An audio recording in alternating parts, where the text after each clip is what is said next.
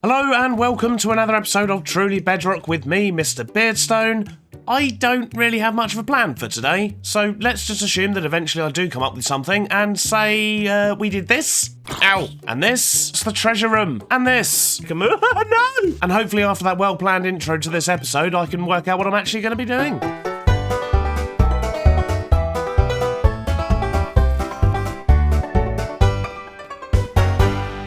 So last episode we got our slime farm up and running, which has been working a treat, and we also managed to get a couple more buildings up in the city, and I believe I also showed you where we were at with our second chapter of the RPG quest, and I've been very busy. So busy in fact that it is almost finished, and so on that basis I think for our first task, where's the world? There it is. For our first task we can probably come over to the jungle here and get this ready for adventure. I've still done absolutely nothing with the temple though. But if you look over in the distance there, you can see there's something going on over there, and this is where the main part of the adventure is. I realised I didn't really want to dig out a hole this big underground, so instead I built it overground, and I'm going to be gradually burying it. So chapter 2 will see our adventurers coming over here to the jungle, and they'll be going into that temple. They're not going to see this by the time I'm done with it. I'm basically building it into a hole on purpose, because that way it's going to be a bit easier for me to cover it over, and then I'm just going to grow lots and lots of jungle on top. It's going to be a nice dense jungle like anywhere else. There might just be a few bits poking out here and there for a bit of detail, but in general this is all going to be hidden.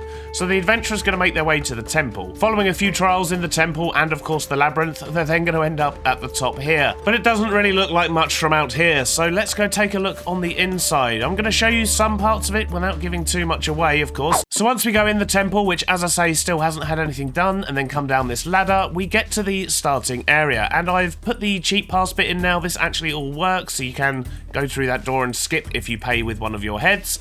But we've also done the parkour here, which I can't remember how far we'd got last episode.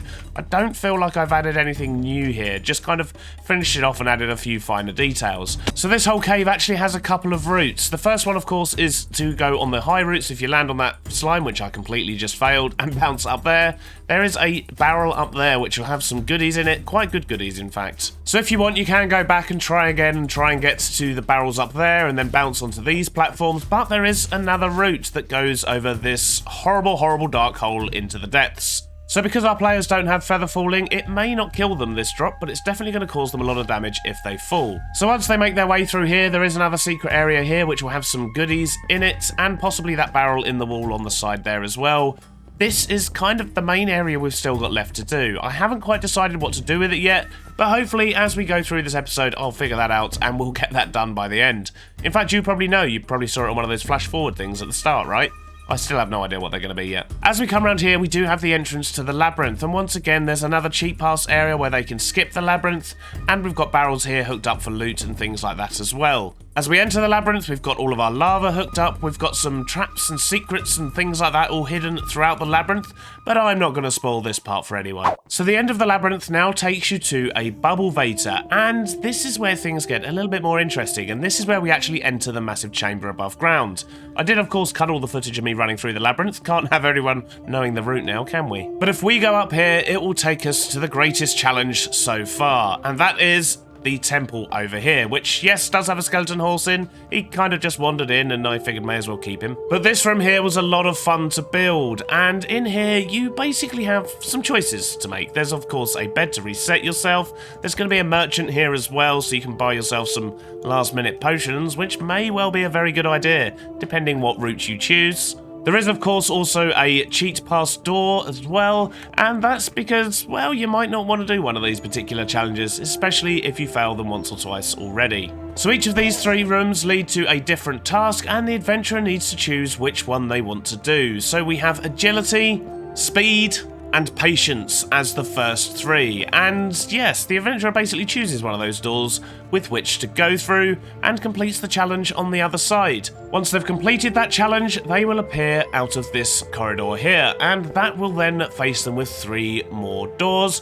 and 3 more challenges. Stamina, luck, and lastly, knowledge. And once again, they must choose one of these to do. I haven't actually put the cheat door in here yet. I'm probably going to put it over here, but I don't really see people using the cheat doors too much, which causes us a bit of a problem, because we did of course build this in order to get heads, but I guarantee this one will kill people a lot more. But I don't know if they're going to be willing to give in and take a cheat pass. I mean, it might just be a case of rebranding them. I don't know. I mean, after all, nobody wants to be called a cheater. So once the adventurer's chosen which of these 3 challenges to do, we'll head to the last area. And that's the treasure room. But I'm not going to show you how to solve that one either. So there are also a couple of places where we have these, which are of course for retrieving your equipment. But I have actually changed it a bit this time because it takes quite a while for your stuff to actually come through because, you know, it's quite far away. It takes a while for it to travel here. So what I've done now is I put hoppers every now and then that have got note blocks, and they will make a sound as your items are getting closer and closer and closer. However, I didn't leave anything over there, so this is a terrible demonstration. Once the treasure room has been solved and the old damaged staff has been retrieved, the adventure's basically over. There's going to be one more room here which will say congratulations and all that malarkey, and then there'll probably be a bubble vator sending the player back to the surface, because I don't want people to actually be able to sort of, you know, come in via the wrong way. So that's basically where we're at. It's quite long-winded, there's quite a lot to it, and we've done quite a lot of work, but we've still got a few other things we need to do, such as making the loot, killing this zombie, get out of the way, killing his buddy, ow, and of course we need to bury the entire thing, which is going to take quite a while, so that's probably something we'll be doing on stream. So apart from getting our merchant in here and of course filling up all the loot barrels and loot chests and so on, and making sure that they are drip feeding correctly as they should, we do of course need to do that section near the start where the parkour was. And I think I'm starting to have a bit of an idea of what we might do, because we've done quite a lot of parkour and, you know, people don't necessarily like parkour. So I think we're going to do an old-fashioned puzzle room, or maybe a series of a couple, who knows. But while I think of what that puzzle may be, because I guess this one here is probably also going to be a puzzle room to actually find the entrance to the tunnel that I've made underneath, we should probably get that thing hidden over there. Yeah, we're going to need a lot of grass blocks, and to be honest, I don't know quite how much I've got, and I've got myself all spat around. There we are. I don't know quite how much I've got, but this is quite a large area we're going to need to cover, and I think that was about a shulker already that I've placed, so we could be here for quite a while.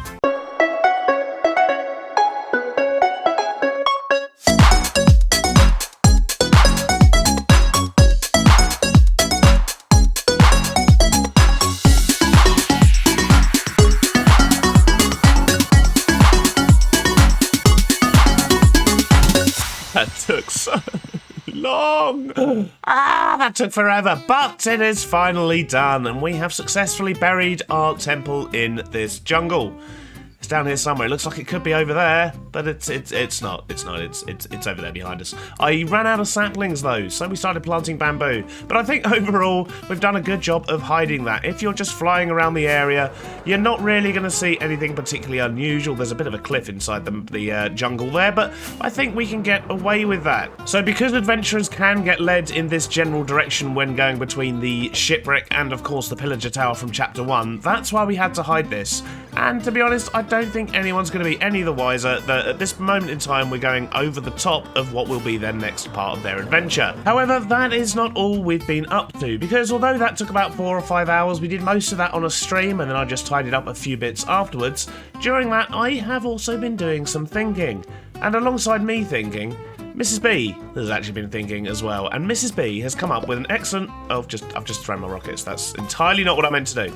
Let me just fly off and pretend that didn't happen. So Mrs. B has come up with an excellent idea, and what with this being like a jungle temple, we're underground, we've got a labyrinth, and we don't really want to be doing more parkour, Mrs. B has suggested that maybe we do a bit of the old Indiana Jones style thing. We did actually have a chat on stream about this not so long ago. We couldn't really come up with a way of doing it, but you know the Indiana Jones scene where the big boulder's rolling down the hill behind him and he's running away in a panic? Yeah, that scene. And after many failed ideas of having like walls that close in behind you and pressure plates and all this stuff, Mrs. B said, how about putting a ravager in a minecart? And there it was. That was the seed. That was the genius idea we needed. And that's what we're going to work on now. So I think what we're going to do is maybe have some kind of a pit or an area where the player jumps down into, and then a few seconds later, boom, a ravager starts chasing them in a minecart down a narrow tunnel that they cannot escape from unless they get to the end. And I think that's going to be fairly simple to do. And obviously we've got the perfect place to do it, in that corridor near the start. So I think I managed to explain most of the next step while we were flying back here, because I need to grab myself some resources. We're going to need some redstone, we're going to need all the tunnel making type things. We'll probably make it look a bit like a mining tunnel, what with it being in the area that it is, and of course being a ravager on a minecart. I think it makes sense to have that. And of course we're going to need to get ourselves a ravager, but we'll tackle that one later. We'll just try and get the thing built first, right? I think I've gathered all of the resources I'm going to need to try and pull this off, and I guess the first thing I'm going to do is just dig down a hole, try and get the track in, and see what we can make of this. Wish me luck. So I've been down here for a while, pottering about, seeing if I can get this to work, and there's glow squid spawning in the background, which actually is very cool. I like that. That brings some life to the caves. Excellent. Anyway, that's not what I'm here to tell you about. What I'm here to show you is this, which is the start of my Indiana Jones run type thing. And this should, in theory, do the trick. So, obviously, we have to bear in mind we know what's coming.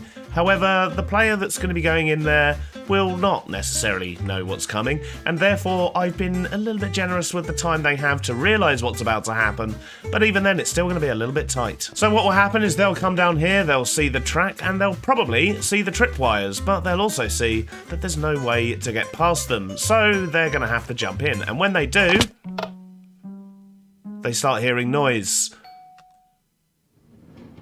And then that sets off the ravager. So basically, when they first drop down, they're going to hear the dung, dung, dung, and they're going to hear the note blocks going around, realise that something is up. In fact, let me quickly turn around, see the ravager, start running, and this is going to be a case of, will they make it all the way to the end before the ravager does? So, yeah, I think, bearing in mind that I kind of knew what was coming, I think this should definitely hit them at least once. That's the hope, anyway. I'm hoping the Ravager's going to come down there and just go smack and give them a little bit of a tap. So, worst case scenario, they'll die. Or best case scenario, I suppose, in my opinion. But, from their point of view, worst case scenario, they might die, in which case they'll go back to the start of the parkour area. Or they might just take a bit of damage, and that's going to use up some of their food. And that's exactly what we want, because we're trying to make them use up their resources, always be a little bit worried about have they got enough food, have they got enough gold to buy stuff, and all that sort of thing. And I think making them lose health forcibly is definitely a way to do that. And of course it might kill them, which is the ultimate plan. But then once they've made it through here, they will dart out of the way, and they'll be able to get up here to the labyrinth area, which we have seen before. So what I need to do, as you can see from this horribly plain wall and these torches everywhere, and the severe lack of any kind of foliage around here, is I need to start spamming some leaves and just generally making this place look a little bit better and try and get it finished and polished off. And then I think the last thing to do after that is pretty much just the temple entrance room. And then of course all the little fiddly bits and blah blah blah, and we've got to of course get a ravager down here. But I don't think we're going to get that done on today's episode. However, I am going to try and get this room here finished first. So let's see what I can do, and I'll bring you back here in just a moment once I've spammed leaves everywhere. I do love spamming leaves. And there we go. I think that makes all the difference. We've added in some dangling chains. We've got some grass blocks going in. That's not grass blocks at all. That's entirely oak leaves. But I have added some grass blocks onto the bottom here, turn them into path and so on. And I think overall we are pretty much done out here now. Apart from getting the ravagers in, of course. But that's going to be a problem for another day. So with this bit done, we've now actually completed, I think, the entire game, apart from the actual entrance to it. And of course, Ewan's brother, who is going to be another merchant hidden somewhere in the world. And they're going to sell some items that are a bit more unique to the adventure over here for today. So, in the meantime, I've still got a bit of texturing to do on the other half of the labyrinth. Only the first half has actually been done like this. I've got stuff I need to do in the temple upstairs as well. And of course, I still need to sort out the main entrance. But I think for today, that's probably enough of the next chapter of the game. I've got some other things I want to be getting on with over at the city. And this whole experience has made me realise something. And that something is that I still need a stone generator. I've had to use Jesse's for this a couple of times, but I did leave a few stacks of lanterns and some bookshelves, because I know that Jesse likes those and is actually accepting lanterns as payment at a shop. So hopefully that's okay and Jesse won't mind. But for now, we do need to get back to our city. So back over here, over at what is currently being called Beardstone Hills, I'm absolutely loving this skyline. But I have one problem. And that's this. So the sign itself is of course not a problem. I love that it brings life to the city, but the fact that it's kind of not really in the city is my issue. And as you can see down below, I have marked out a footprint for a build. And this, I think, might be big enough to put a concrete maker? Why do I keep calling it a concrete maker? It's definitely a stone generator. I did that on a previous episode as well. So this build might be big enough to fit one in. If not, then I'm sure there's another build we can fit it in. But to be honest, I think I just want to chill out, get a building down. We're going to need to move this sign up as well. So we're going to need to raise that a little bit higher, which I'm sure Zloy won't mind. And we're going to get this building in here. And this is going to help bring everything across this road together as well. And then we can start planning for, essentially, I suppose, finalizing this little corner here. But yes, first things first, I need to get a building down. So I need to go grab myself lots of terracotta. We're going to need lots of glass. And we're going to need lots of funky music, obviously.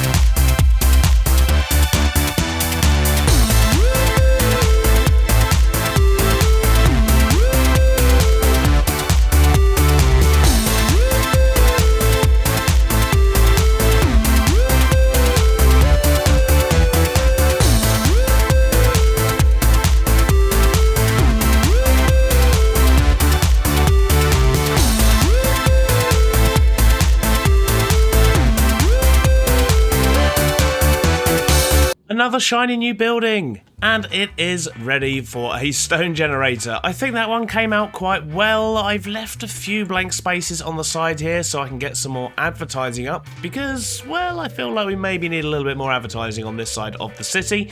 But overall, I'm quite pleased with this design. It's fairly straightforward, fairly simple. Once again, we've used the sort of window theme that we have going throughout the city just to tie it in with the rest of the buildings. And also around the back here, we've added some details just to make it a little bit more interesting. But not only that, we've managed to salvage Zloy's sign. So far, at least. And that's currently sitting on the side of this building here. However, I do still want to move this up. I want to get it up to about this height here so I can put another building in next to it. The building down the bottom is going to have to be a little bit shorter, of course. It'll probably come up to about here or so. But yes, that does mean I need to raise that sign. So that's something I will get on shortly. But first, I do want to get my stone generator in here, and I've worked out I've just about got enough space, so I need 12 blocks that way and 7 blocks that way. So if we put in a floor a little bit higher up, I should be able to get my stone generator in here, and that should save me from having to go over and use Jesse's one. It means we're just a tiny bit more self-sufficient. So I've put in a floor up here. I haven't worked out how we're going to get here yet. I guess we're going to have to try and fit some kind of stairwell or ladder or bubble vator in over this side, but that's not my problem for now. My problem for now is, well, I suppose it's not really a problem. It looks like we're going to be able to fit this in here just fine. And I'm not going to go into too much detail on how to actually make this stone and cobblestone generator because, well, quite frankly, it's not my design. So the one we're going to be building is once again the same as we used last season. This was actually designed by Prowl and it works an absolute treat. So I'm not going to spend ages working out how to make one. I just want to get this down so I can get as much stone as I need.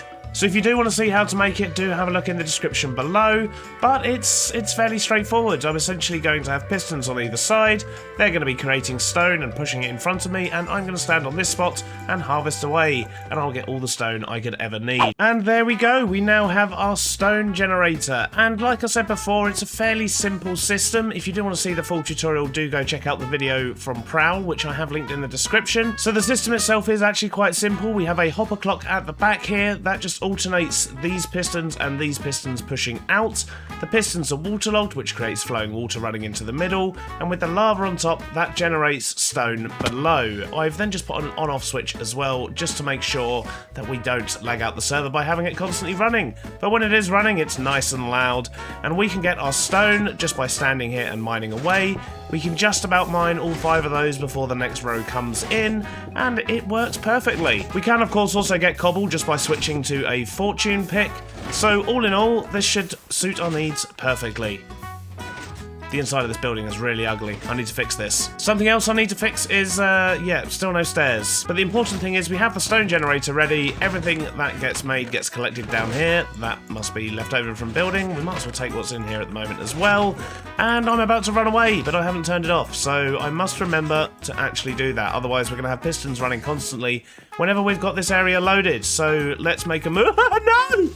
Well, after that narrow escape, I think that's where we're going to be wrapping up the episode for today. As much as I would love to have got the Ravager in place during this episode, I do need to get this finished and out to you guys, so we're going to have to save that for on-stream. If you do want to catch that, then we'll probably be doing it at some point during the week. You can catch me on twitch.tv/Mr. There's a link in the description. If you did make it through to the end of the episode, though, thank you very much for hanging out, and don't forget to subscribe and like and comment and do all the good things that make the YouTubes happy, and I will see you on the next episode. Bye-bye now. Is that a giant thing of poo next to my base?